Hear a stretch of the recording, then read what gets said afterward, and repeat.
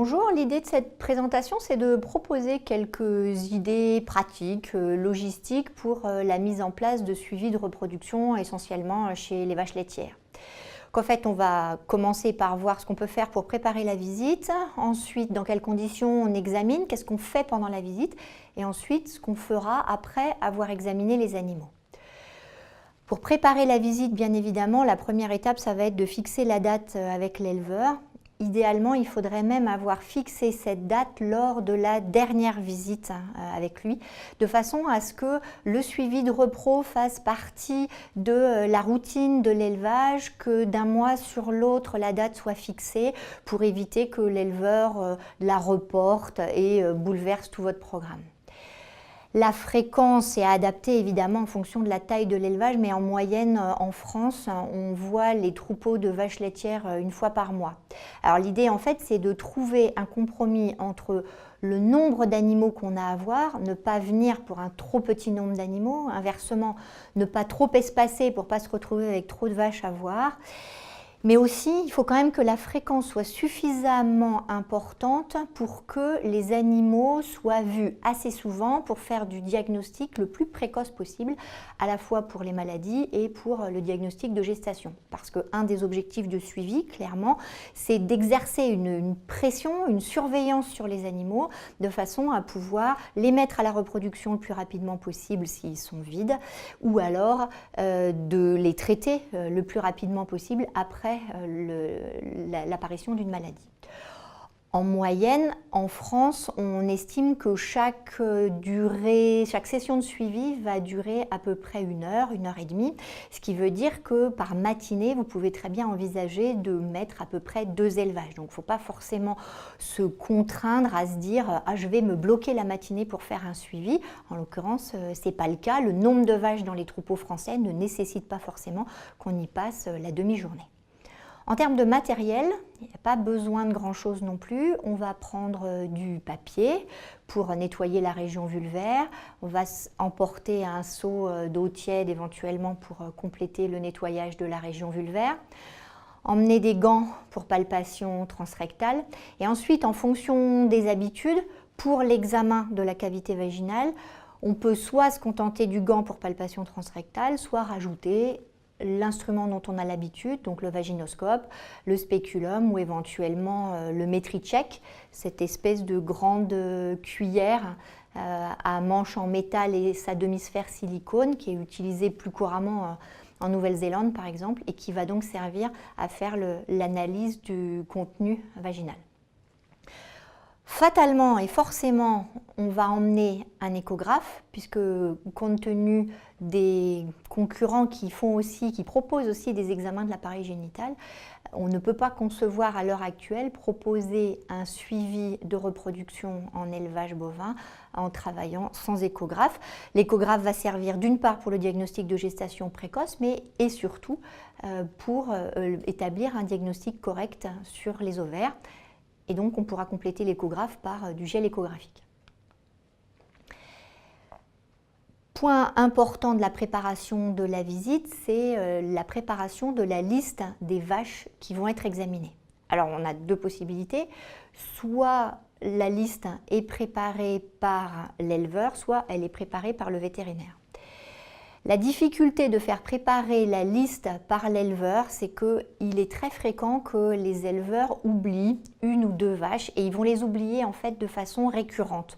Moyennant quoi, brusquement, vers 250 jours postpartum, on va se rendre compte qu'il y a 1 vache qui est complètement sortie du radar de l'éleveur.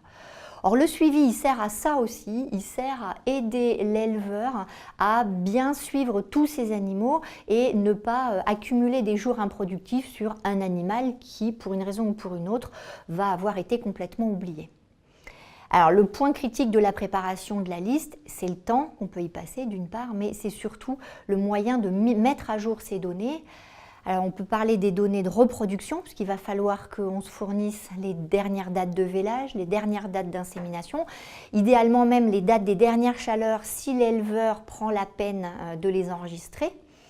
Et puis aussi, ce Ce dont il est intéressant de disposer sont les données de production laitière. Alors là, ça, c'est un point critique, sachant qu'il y a le développement d'un certain nombre de passerelles informatiques qui fait qu'on peut implémenter la base de données de l'éleveur et avoir des données normalement à peu près à jour.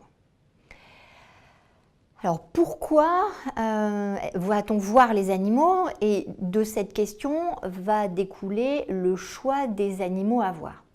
L'objectif général du suivi de reproduction, c'est de réduire le nombre de jours improductifs, ou en tout cas de le stabiliser à un niveau aussi bas que possible. Et puis aussi, mais c'est un corollaire de la première question, c'est d'essayer de traiter les animaux le plus tôt possible, donc de les diagnostiquer le plus tôt possible. Donc il y a 3 axes qui vont nous mobiliser pour choisir les animaux que nous allons regarder. Le premier, c'est qu'en fait, on va chercher à faire du diagnostic de gestation pour diagnostiquer aussi précocement que possible les animaux qui ne sont pas encore gravides pour pouvoir les réinséminer le plus vite possible. Ensuite, le deuxième axe, c'est qu'on va chercher à faire du diagnostic précoce de la santé génitale des animaux, donc essayer de diagnostiquer le plus précocement possible les cas de métrite et les cas d'endométrite, de façon à pouvoir traiter le plus rapidement possible les animaux qui vont en avoir besoin. Et le troisième axe, c'est le diagnostic des affections ovariennes qu'on va réaliser de façon à pouvoir ensuite traiter les animaux avec le traitement le plus approprié. Alors, en termes de diagnostic de gestation, on va être amené à regarder différentes classes d'animaux. On va regarder les animaux qui se trouvent aux alentours de 30 jours post-insémination, évidemment. En réalité, cette borne de 30 jours, elle n'est pas forcément toujours exacte. Fatalement, vous me direz, oui, mais moi, je suis capable de reconnaître, de voir des images de gestation bien avant 30 jours. Et j'en suis d'accord. Sauf qu'en réalité, là, l'objectif de l'exercice, c'est de diagnostiquer les animaux non gestants de façon à les remettre à la reproduction. Donc, le but, c'est qu'on puisse établir un diagnostic de non-gestation avec une très très bonne exactitude. Or, fatalement, si on nous montre un animal qui est à 25 jours après insémination, si on voit des images de gestation, on va dire très bien, cet animal est gravide, par ailleurs sans aucune garantie qu'il va le rester longtemps. Mais par contre, on ne sera pas capable d'affirmer que cette vache est vide et donc ça va nous empêcher complètement de mettre en œuvre un quelconque traitement pour la remettre à la reproduction par la suite. Donc on n'a pas réellement de bonnes raisons de se précipiter. Donc il faut trouver un moyen terme entre réduire le nombre de jours improductifs et par contre avoir un diagnostic de non-gestation qui soit fait avec une bonne exactitude. Moyennant quoi, on peut proposer par exemple de ne voir les vaches qu'à partir de 32 jours post-insémination et de voir les génisses par contre 28 jours après insémination. Donc ça c'est le premier contingent de vaches à regarder pour les diagnostics de gestation.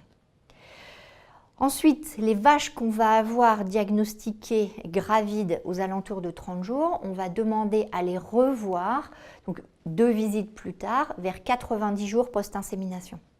Alors ici, notre objectif, c'est d'essayer d'identifier les cas de mortalité embryonnaire tardive et fœtale précoce, donc de voir si à 90 jours postpartum, certaines vaches peuvent être vides et auquel cas, on va de nouveau essayer de les mettre à la reproduction le plus vite possible et ne pas les laisser aller jusqu'au tarissement.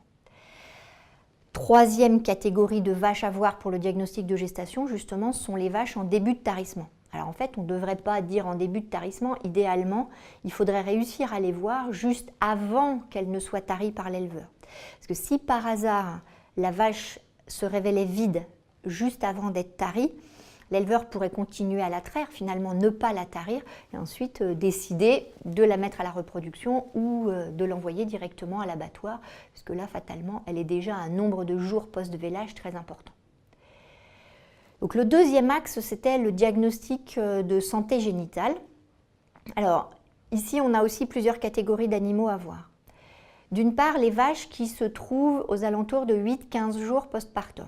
Alors, cette catégorie de vaches est assez peu examinée en France. Cet examen est assez peu culturel chez nous. Son objectif, normalement, c'est d'identifier les cas de métrite. c'est-à-dire donc des animaux qui vont avoir une infection utérine très précocement après le vélage. La catégorie qui par contre est très fréquemment examinée en France sont les vaches qui sont dites vues pour contrôle d'involution utérine. En fait, on ferait mieux de dire qu'on évalue la santé génitale. Et là, on va chercher à identifier les cas d'endométrite aux alentours de 21-35 jours postpartum. Donc, cet intervalle de 21-35 jours postpartum ne veut pas dire grand-chose. Parce que fatalement, si on vient voir les animaux une fois par mois, on va voir des animaux entre, en réalité, 21 et 51 jours postpartum. Ça veut juste dire qu'on ne va pas regarder des animaux pour endométrite avant 21 jours postpartum, parce qu'avant cette date, on va rechercher des métrites, pas exactement le même problème. Mais donc en fait, tout animal vide ayant dépassé 21 jours postpartum devra être examiné pour voir s'il est atteint ou non d'endométrite. Mais outre ces deux catégories de vaches, donc 8-15 jours et au-delà de 21 jours, on va aussi demander à voir on va demander à voir des vaches qui ne sont pas encore venues en chaleur et des vaches qui sont en échec d'insémination. C'est-à-dire, par exemple, toutes les vaches qu'on a trouvées vides lors des diagnostics de gestation dont on vient de parler. Alors, pourquoi est-ce qu'on demande à voir les vaches non vues en chaleur et en échec d'insémination pour l'examen de la santé génitale? Tout simplement parce que l'endométrite va être responsable d'échecs d'insémination, c'est logique, mais va être aussi responsable de troubles de la cyclicité et en particulier d'anestrus anovulatoire. Moyennant quoi, parmi les vaches non vues en chaleur, on va en retrouver une bonne proportion et en particulier, et aux alentours de 20% pour des vaches qui restent en anestrus anovulatoire atteintes d'endométrite. Donc après le diagnostic de gestation et la santé génitale, la troisième catégorie d'animaux à voir sont des animaux qu'on va voir pour des causes de pathologie ovarienne. Donc là, de la même façon, on en a plusieurs catégories.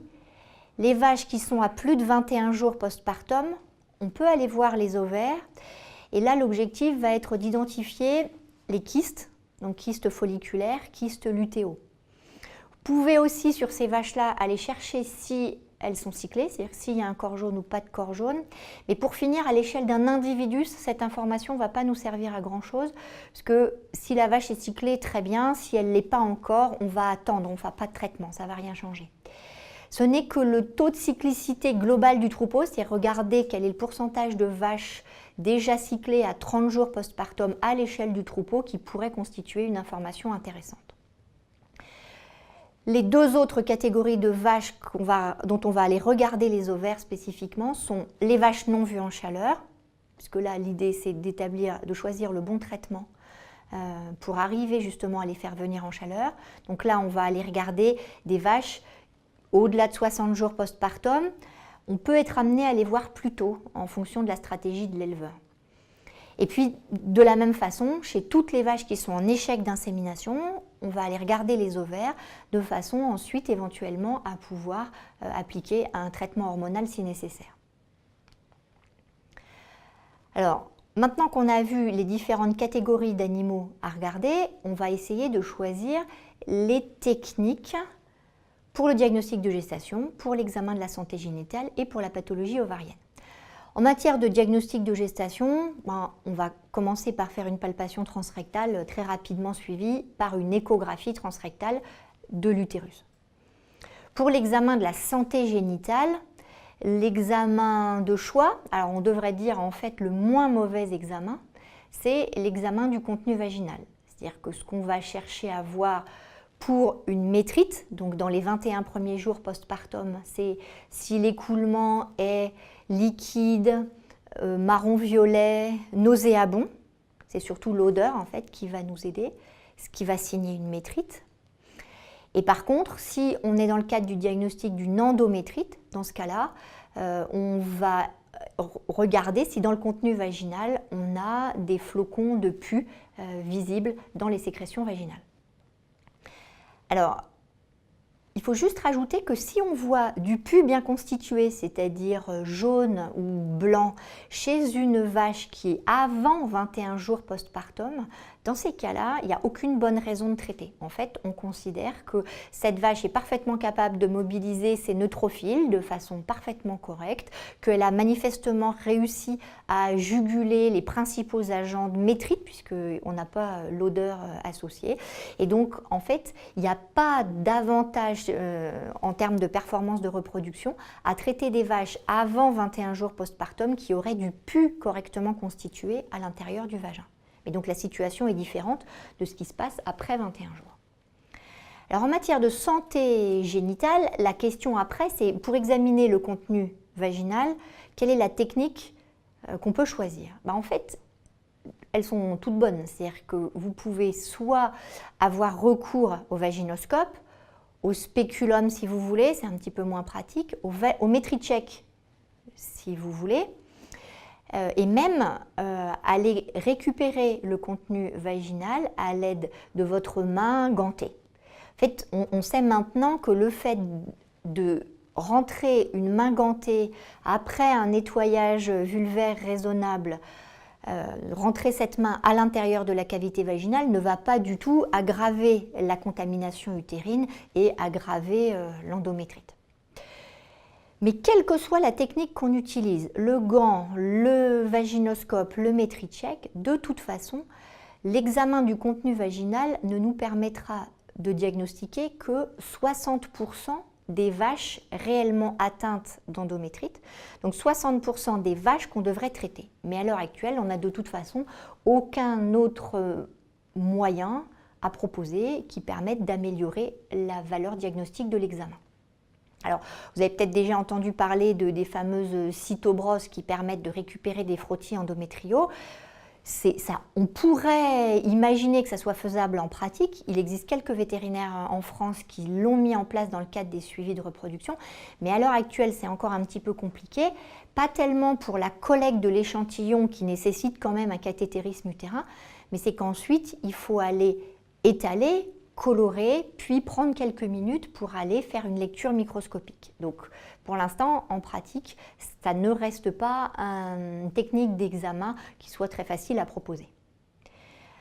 En matière de pathologie ovarienne, la seule bonne technique à proposer pour l'instant, c'est l'échographie ovarienne qui va vous permettre de faire le diagnostic différentiel entre un ovaire ne portant que des petits follicules, une vache qui a repris sa cyclicité avec les différents types de corps jaunes, une vache qui porte un kyste folliculaire, un kyste lutéal, voire même être capable de diagnostiquer une vache en chaleur. Alors comment on s'y prend? Par principe, on va commencer toujours par l'examen vaginal et ensuite réaliser l'échographie pour une raison bassement matérielle, c'est qu'il est toujours beaucoup plus facile de nettoyer la vulve de la vache avant d'avoir étalé les fesses en réalisant l'échographie transrectale. Alors il y a une exception à cette règle, ce sont les vaches pour lesquelles on va être amené à réaliser un diagnostic de gestation parce que ces animaux-là n'ont pas a priori besoin qu'on aille faire un examen du contenu vaginal. Donc, chez cette catégorie de vaches spécifiques, on va commencer par faire l'échographie utérine et si la vache se révèle vide, alors après seulement, on ira faire l'examen du contenu vaginal de façon à voir si l'endométrite pouvait être responsable de cet échec d'insémination. Donc, si on remet les techniques et les catégories de vaches ensemble, ça donne la chose suivante. Donc chez les vaches qu'on voit pour recherche de métrite aux alentours de 8-15 jours postpartum, chez ces vaches-là, on va réaliser un examen vaginal et c'est tout. Chez les vaches qui vont être en contrôle d'involution utérine, donc au-delà de 21 jours postpartum, on commence par l'examen vaginal. Et ensuite, on peut faire un examen ovarien pour rechercher en particulier la présence de kystes folliculaires, de kystes lutéaux.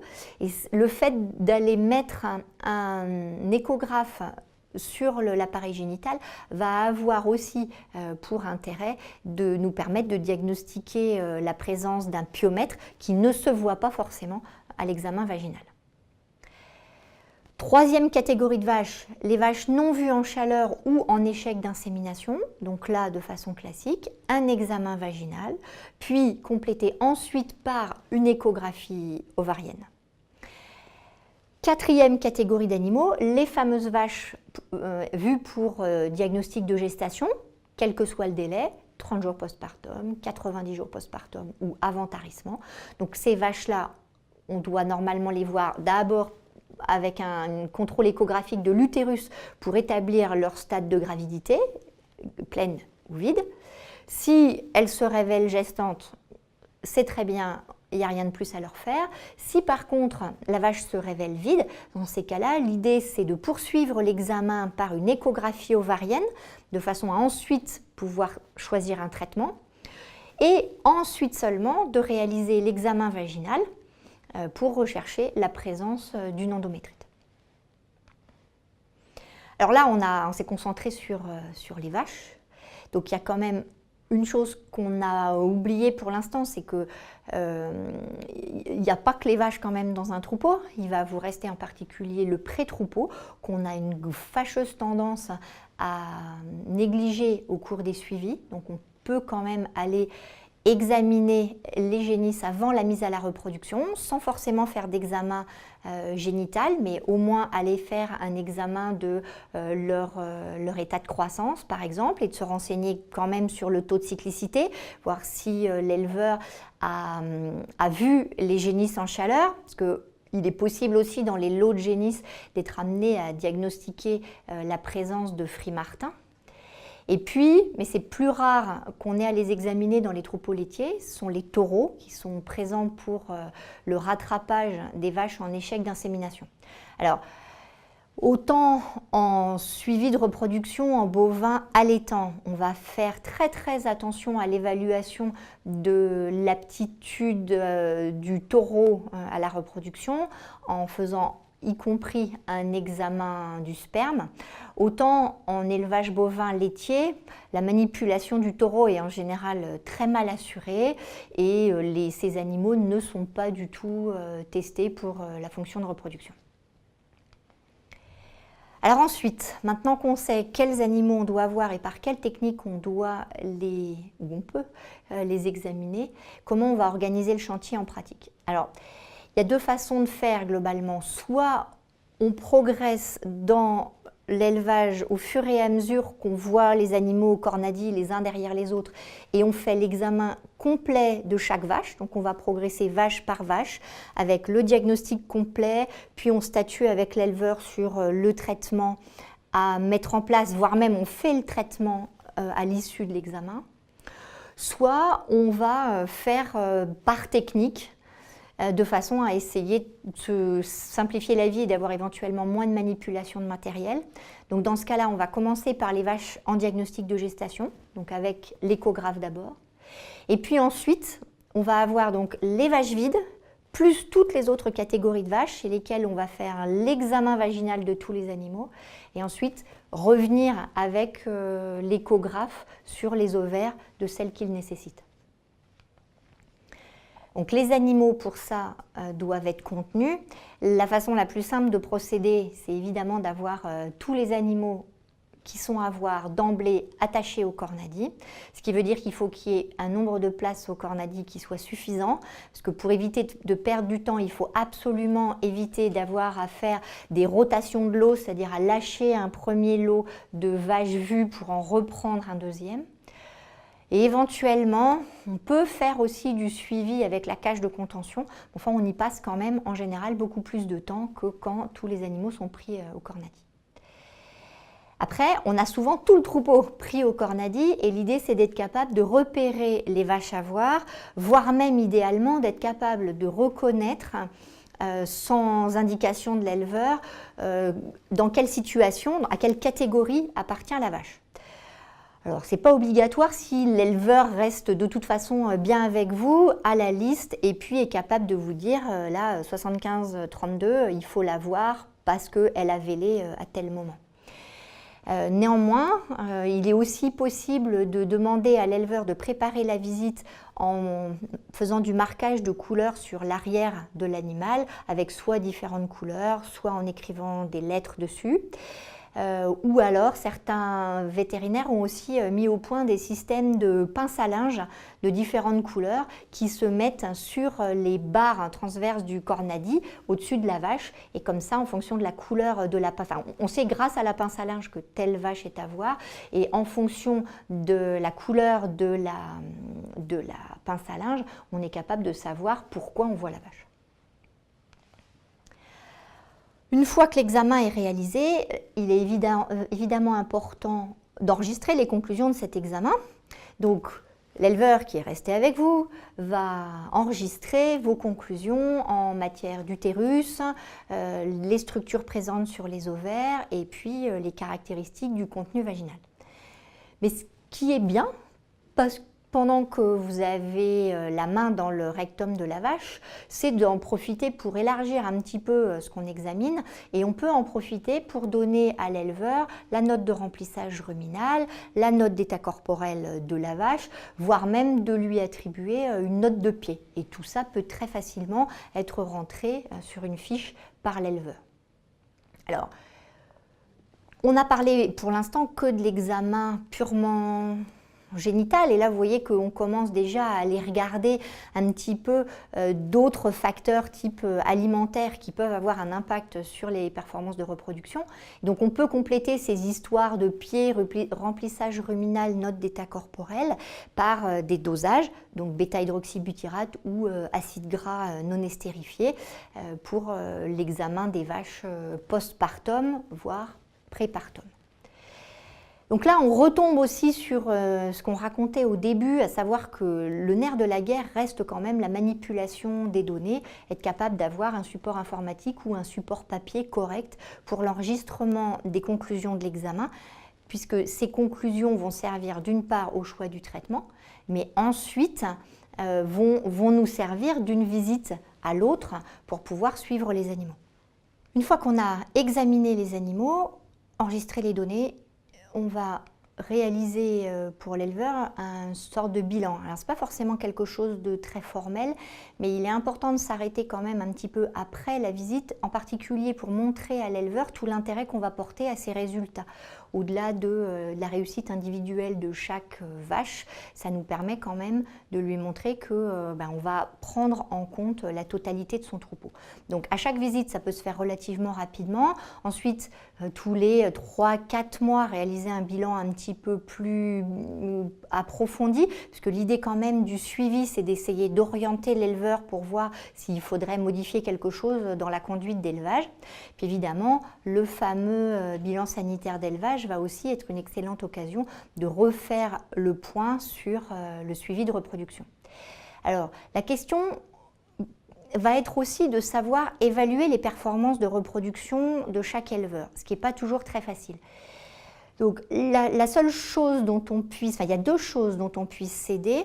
D'une part, les performances de reproduction de l'éleveur l'année précédente. Donc, l'idée, ça peut être soit de les maintenir si on estimait qu'elles étaient bonnes, soit de prouver à l'éleveur qu'on est capable de les améliorer un petit peu, soit de comparer l'éleveur par rapport à d'autres éleveurs de la même région ou à la moyenne française. Alors il est évident que la moyenne française ne peut pas être considérée comme l'optimum de ce que chaque éleveur est capable de réaliser, mais au moins ça permet quand même de relativiser un certain nombre de performances. Alors, on peut citer comme exemple en Primolstein, grâce aux données qui sont fournies par l'Institut de l'élevage, la valeur de l'intervalle vélage-insémination fécondante, qui est quand même de 140 jours, et la valeur de l'intervalle vélage moyen en France, qui est de 422 jours. Et on cite de façon récurrente le taux de réussite à l'insémination en race Primolstein, qui n'est que de 37%, puisque ça permet quand même de relativiser un peu ce que certains éleveurs peuvent considérer comme étant mauvais. Et le quatrième critère qu'il est utile de connaître est le pourcentage de femelles qui sont à plus de 3 inséminations ou plus, qui est en race Primolstein quand même de 27%. Donc après, on a un grand nombre de paramètres de performance de reproduction. Si l'objectif, c'est effectivement d'essayer d'améliorer les performances de reproduction de l'éleveur, mais le but final étant d'améliorer la performance économique de l'élevage, ce qui a été prouvé, le paramètre qui semble avoir le plus d'impact sur les performance économique de l'élevage, c'est l'amélioration du taux de réussite à l'insémination. C'est-à-dire que, quitte à faire porter ses efforts sur quelque chose, le taux de réussite à l'insémination a plus d'impact économique que la diminution de l'intervalle vélage première insémination, par exemple. Alors néanmoins, il ne faudrait pas réduire le suivi à cette notion d'amélioration économique parce que l'éleveur va rechercher autre chose et il va en particulier rechercher le partage de ce qu'on appelle sa charge mentale. C'est-à-dire que la mise à la reproduction des vaches repose uniquement sur lui, donc il doit être à l'affût des chaleurs, des échecs d'insémination, des écoulements vaginaux, etc. Et en fait, en allant réaliser le suivi tous les mois, vous allez en fait accepter une partie de cette charge mentale et vous allez l'aider à faire cette surveillance, vous allez participer à sa prise de décision et c'est aussi un des éléments de suivi. À telle enseigne que plutôt que du suivi, certains confrères choisissent de parler de régie d'élevage ou de maintenance d'élevage parce que l'idée, ça peut être juste d'accompagner l'éleveur dans son suivi des animaux, dans sa mise à la reproduction des animaux. Alors, le contexte, certes, n'est pas à l'heure actuelle très serein, la crise du lait, la concurrence d'autres intervenants qui deviennent de plus en plus agressifs sur le terrain. Néanmoins, je ne pense pas que ça doit vous décourager d'essayer de mettre en place du suivi. Beaucoup de vétos se découragent en ayant l'impression sans doute que, le suivi c'est forcément très compliqué, c'est beaucoup de choses à la fois, mais en fait, il ne faut pas se mettre des objectifs qui soient fatalement très très importants et très très compliqués. Déjà, tous les éleveurs ne sont pas des bons candidats au suivi. Donc il est clair que l'objectif n'est pas que tous les élevages d'une clientèle soient en suivi. Ça ne sert à rien pour le vétérinaire et ça ne sert à rien pour les éleveurs non plus. Donc on s'était amusé à faire une enquête il y a quelques années et on s'est aperçu que pour les clientèles qui faisaient déjà du suivi, mais globalement ils avaient entre 1 et 10% de leurs éleveurs en suivi et que chaque vétérinaire avait accepté en moyenne 10 éleveurs. Et que globalement, à l'échelle d'une clientèle, ça occupait en moyenne 10% de leur temps d'activité clinique.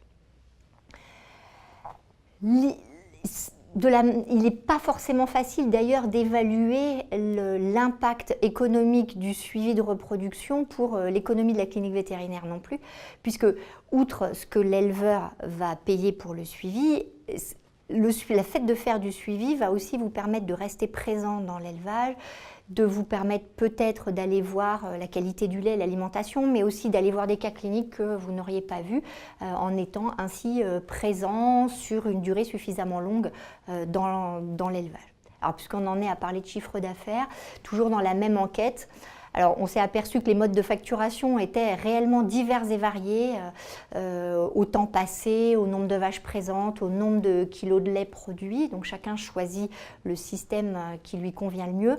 Mais en moyenne, on avait une facturation qui était comprise entre 8 et 30 € par vache et par an. Et en fait, on s'aperçoit aussi que le vétérinaire n'est pas forcément clairement identifié comme quelqu'un qui peut faire de l'examen de l'appareil génital et du suivi régulier. Donc, il est important de faire connaître son suivi.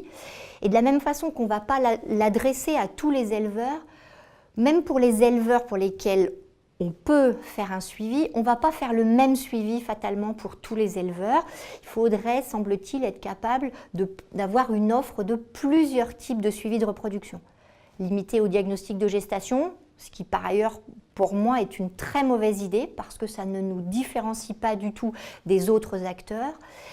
Mais par contre, soit donc faire uniquement la vision appareil génital, ce qui est déjà pas mal, mais ensuite éventuellement faire appareil génital et reproduction ou appareil génital et qualité du lait. Donc après, à chacun de proposer en fonction du type d'éleveur et puis en fonction de ses compétences propres.